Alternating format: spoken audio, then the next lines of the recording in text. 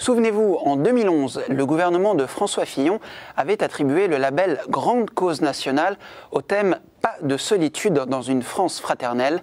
4 ans plus tard, l'isolement continue malheureusement de gagner du terrain, comme le prouve une grande enquête commandée par la Société de Saint-Vincent-de-Paul et présentée hier. Son auteur nous en livre les principaux résultats. La solitude concerne des franges nombreuses de la population aujourd'hui. Les personnes âgées sont souvent plus seules, elles ne sont plus actives, elles vivent chez elles, elles n'ont plus la possibilité de se déplacer autant qu'autrefois et donc il y a une réduction de la surface de leur intégration sociale. Mais on a aussi des personnes qui souffrent beaucoup d'isolement et de solitude parmi les actifs, notamment lorsqu'ils sont inoccupés. Donc c'est des personnes qui sont en âge d'activité et qui souffrent du fait de ne pas pouvoir être bien protégés par le monde du travail et reconnus par une activité professionnelle. Et ils vont souffrir d'une disqualification sociale très très forte et avoir un sentiment de solitude là alors très très prononcé.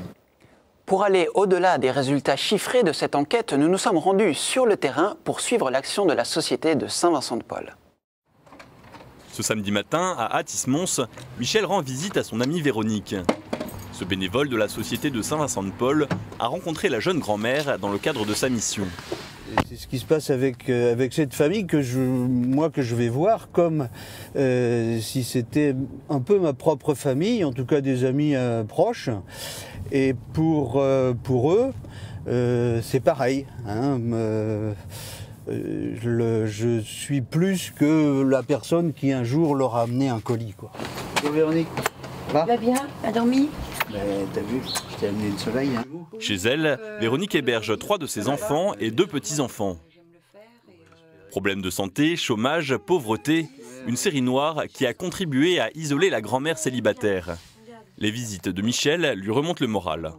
Michel fait partie de notre famille parce que quelque part, il n'a pas eu de préjugés, il a été dans l'écoute. Si cette amitié n'était pas là, je ne sais pas où j'aurais pu vraiment la chercher. Le manque pécunier fait qu'on ne peut pas aller vers l'extérieur parce que sortir aujourd'hui, c'est quand même un budget.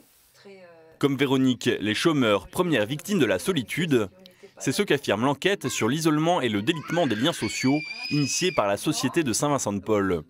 Le document donne des éléments de compréhension du phénomène qui devraient permettre de mieux le combattre. On va parler des chrétiens d'Orient maintenant.